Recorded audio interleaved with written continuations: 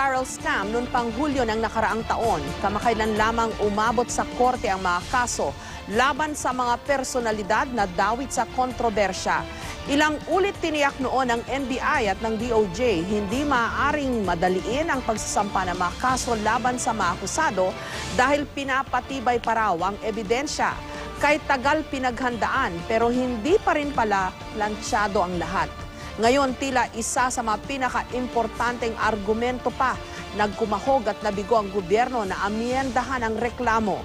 Ano kaya ang magiging epekto nito sa paglilitis? Sa tindi ng interes ng publiko, laki ng mga personalidad na akusado at halaga ng di manoy nakaw na yaman.